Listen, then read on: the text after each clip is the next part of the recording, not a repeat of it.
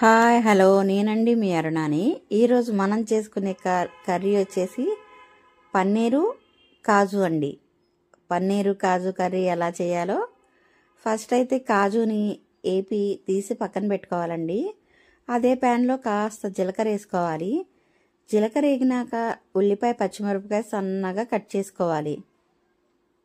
ఉల్లిపాయ పచ్చిమిరపకాయ కూడా వేసేసుకోవాలండి. ఉల్లిపాయ పచ్చిమిరపకాయ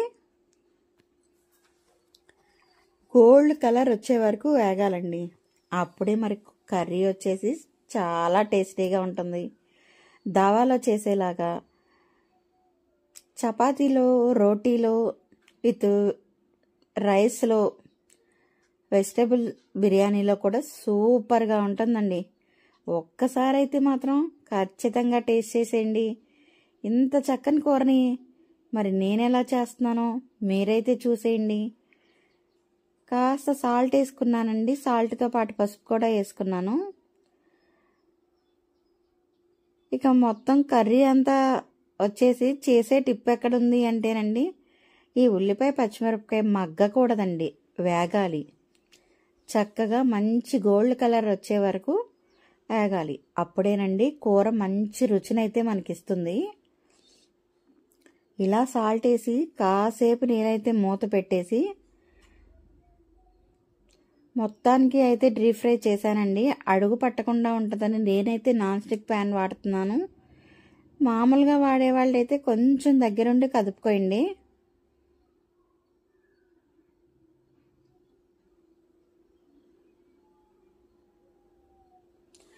ఈలోపు నేను ఒక 3 టమాటాలు అయితే తీసుకున్నానండి. శుభ్రంగా కడిగిన ఈ టమాటాలని నేనైతే మిక్సీ వేసేసుకున్నానండి. ఇదిగోండి, మిక్సీలో ఓన్లీ టమాటాలు మాత్రమే పేస్ట్ అండి ఇది. పన్నీర్ ముక్కలు అయితే కట్ చేసి ఇక్కడ పెట్టేసుకున్నాను. ఇక ఉల్లిపాయ వేగిందండి. గోల్డ్ కలర్ వచ్చే వరకు వేగాలి. మొత్తం వేగినాక పైకి నూనె తేలుతుంది, చూస్తున్నారు కదా. ఇప్పుడు వేగిన తర్వాత ముందుగా మనం మిక్సీ చేసి పెట్టుకున్న 3 టమాటాలని కూడా వేసేసాను. వీటినైతే కొంచెం అటు ఇటు కలితిప్పేసుకున్నానండి. ఇప్పుడు ఏమేమి వేయాలో ఇందులో వేసేసుకోవాలి.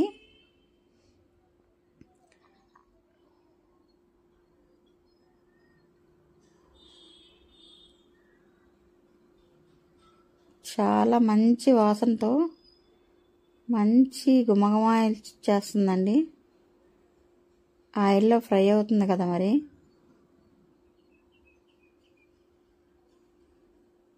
నేనైతే ఇప్పుడు పన్నీర్ ముక్కలు కూడా వేసేసానండి. వేసేసిన తర్వాత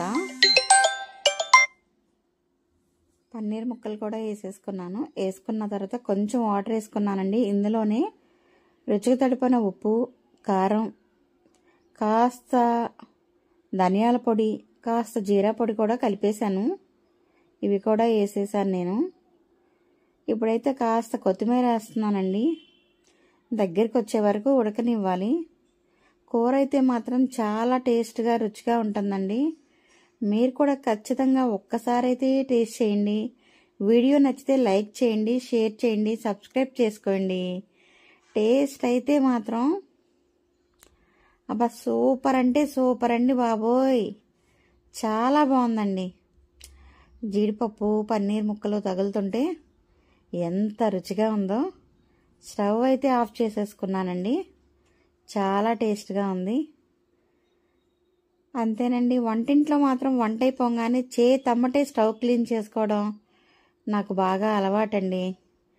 వెంటనే చేయకపోతే మళ్ళీ